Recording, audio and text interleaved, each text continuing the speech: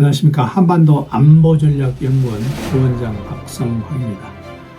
제가 여러분들한테 하롱베이와 울릉도, 하롱베이와 금강산, 하노이와 서울에 대해서 말씀을 세 편에 걸쳐서 드렸습니다. 이번에는 하노이와 평양에 대해서 말씀드리겠습니다. 아마 제가 외교 안보를 관심을 갖다 보니까 여행 와서도 이런 여러 가지를 비교해 보는 습관이 그런 분야에까지 이렇게 넓혀져 간 것 같습니다. 그래서 제가 요건 여러분들이 관심을 갖고 계실지 안 가실지 모르지만 조금 비교를 해서 여러분들한테 이런 주제도 있다는 걸 말씀드리겠습니다. 북한과 베트남이 친하죠. 물론 이 앞전에 제가 말씀드렸습니다만 기본적인 한반도와 베트남이 그런 여러 가지 공통점이 있다는 거 말씀드렸고, 특히 이제 북한과 베트남이 친밀한 관계가 있는 이유가 있습니다. 그거는 김일성과 호치민의 오랜 관계입니다. 둘 다 민족주의 성향을 스스로 이제 자부하고 있죠. 또 둘 다 오랜 기간, 장기간 통치를 하죠. 그리고 둘 다 전쟁을 해봤죠. 남북전쟁을 해봤죠. 둘 다 공사나 통일 과정을 자기네들이 일익을 담당했다는 그런 걸로서 굉장히 친밀했다는 거죠. 그래서 우리는 잘 모르지만 베트남이 통일 과정에서 북한 미국의 조종사들이 상당수가 베트남의 미국의 조종사로 참가를 했습니다. 그래서 이게 2007년 10월에 김영일 총리가 베트남을 방문해가지고 어디 유령탑을 가서 헌화한 게 나중에 이제 우리 한국 신문 기자한테 그게 밝혀져가지고 이게 나중에 드러난 건데, 이런 북한 베트남의 관계가 있었다는 거죠. 자, 최근입니다. 2019년 김정은 위원장이 하노이를 방문을 해가지고 하노이를 쉽게 말해서 미북 정상회담지로 선정한 자체가 북한이 베트남을 굉장히 다른 어느 나라보다도 신뢰한다는 뜻이겠죠. 그래서 하노이와 평양의 공통점은 이게 간단히 말씀드리면 이겁니다. 과거 식민 지배를 경험을 했다. 그렇죠. 또 똑같은 사회주의 국가다. 지금 사회주의 국가가 지금 몇 군데 안 남았지만 중국, 베트남, 북한 이렇게 우리가 따지면 사회주의 국가도 이게 여러 가지 단계가 있죠. 베트남이 가장 개혁 개방이 그 진보된 개혁 개방의 자세로 나간 사회주의, 그 다음에 중국, 그리고 가장 폐쇄적인 지금 북한, 이렇게 따질 수가 있습니다. 그래서 여러분들이 하노이 시내를 가보면 이런 깃발, 이 공산주의를 상징하는 이런 깃발을 지금도 많이 볼 수 있고, 또 이 선전 문구도 우리가 때때로 볼 수가 있습니다. 그런데 우리가 중국과의 불편한 관계는 베트남과 중국과, 그 다음에 북한과 중국과 거의 비슷합니다.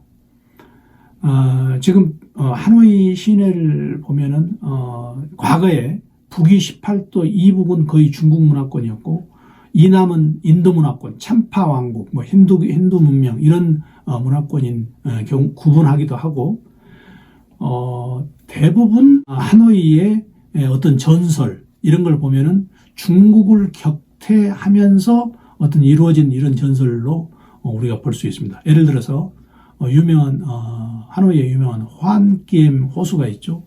이거는 우리 한국말로 환검, 검을 반납한다는 뜻이죠.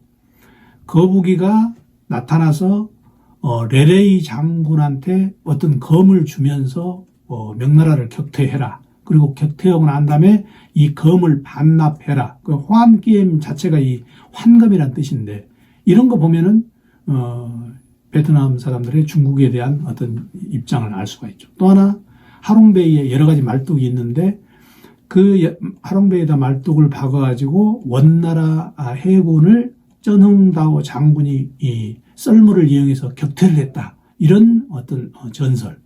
그리고 또 베트남이 과거 군주들이 대부분 황제라고 스스로 칭하고 독자적인 연호를 사용하는 걸, 이런 걸 보면은 중국과 어떤 불가분 불가원의 관계를 유지하지 않았느냐, 이런 생각이 듭니다. 이거는 북한도 마찬가지죠.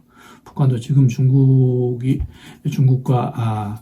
긴밀한 관계이지만 과거 김일성 정권이 수립할 당시 연안파 숙청을 위해서 엄청난 작업을 하는 거 이런 거 보면은 우리가 북한과 베트남도 중국과의 어떤 그런 관계를 우리가 알 수가 있다는 거죠. 자, 그러면 하노이와 평양의 차이는 뭘까? 개혁 개방 정책입니다. 우선 외국인 눈에는 하노이 시내에 보면 외국인들이 많이 있죠. 평양 시내에 외국인이 그렇게 많지 않죠. 가장 중요한 것은 1인 독재 체제와 집단 지도 체제 차이입니다. 김정은 왕조 체제, 그리고 또 하나는 집단 지도 체제. 베트남 집단 지도 체제는 행정수반, 공산당 서기장, 그리고 국회, 이렇게 집단 지도 체제를 해서 그 사람들이 사회주의를 변형된 사회주의를 이끌어가는 거죠. 그러니까 국정 운영 차이가 어떤 강압적이냐 비강압적이냐. 또 하나 큰 차이가 있습니다. 베트남은 지금 군사 분야에 그렇게 큰 힘을 쏟지 않고 있습니다. 경제 분야에 올인을 하고 있죠. 북한은 경제보다는 지금 핵 개발, 미사일 개발, 그리고 비대칭 무기, 여기에 지금 올인을 하고 있어요. 그래서 이런 여러 가지 차이점을 우리가 느낄 수가 있다는 거예요. 호치민과 김일성의 공통점이 있습니다. 사회주의 노선을 고수를 했다는 것. 또 하나, 둘 다 독립운동에 참가했죠. 호치민은 프랑스의 식민지 하에서 김일성은 또 일본의 식민지 하에서 항일 빨치산 운동을 했다고 전해집니다. 그리고 또 새로운 국가를 다 건설한 사람이고, 또 하나 중요한 건 장기 집권을 했죠. 장기 집권을 해가지고 김일성도 죽을 때까지, 호치민도 죽을 때까지 베트남과 북한에서 각각 수장 역할을 했죠. 그런데 호치민과 김일성의 차이점이 있습니다. 호치민은 독립활동을 해도 공개적으로 했죠. 프랑스 공산당과 협력을 하면서 공개적 독립운동을 했고, 김일성은 독립운동을 했다고 하나 비공개, 불투명한 독립운동을 한 걸로 보입니다. 호치민은 강력한 내부 지지 세력이 있었고, 베트남 내에, 그리고 김일성은 소련군에 의한 강압적인 통치로 소련군이 뒤에 김일성을 서포트하는 그런 식으로 했습니다. 호치민은 자기 직계를 하지 않았고, 김일성은 아들을 후계자로 했죠. 자, 호치민은 또 뭐가 있습니까? 검소하고 자상한 이미지를 기반으로 한 우상화였고, 김일성은 조직적이고 의도적인 우상화였다는 겁니다. 그래서 이런 호치민과 김일성의 차이가 결국 오늘의 그런 차이로 다 이렇게 연결이 되고 있다. 지금 가장 중요한, 베트남에서 가장 중요한 우리가 정책은 도이머이 정책입니다. 맨 처음 농업을 개혁하고, 그 다음에 가격을 자유화시키고, 용기업을 민영화시키고, 외자를 유치하고, 그리고 결국 가장 중요한 건 미국과의 화해를 했다는 겁니다. 1990년대 후반에 베트남이 미국과 국교를 다시 수교를 하고 난 다음에 베트남이 급작스럽게 지금 좋아진 이유죠. 북한은 여러분도 잘 아시다시피 사회주의 플러스 유일 지도 체제를 지금도 계속 유지를 하고 있습니다. 베트남의 집단 지도 체제, 이 베트남의 집단 지도 체제는 앞으로도 계속 갈 가능성이 많습니다. 그래서 우리가 이와 같은 북한과 베트남의 지도 체제, 그리고 국정 운영의 스타일, 그리고 개혁 개방 정책의 차이가 결국 지금 여러분들이 평양의 분위기와 하노이의 분위기가 완전히 다른 거죠. 이런 모습이 결국 앞으로 하노이와 평양이 갈수록 차이가 커질 것이다.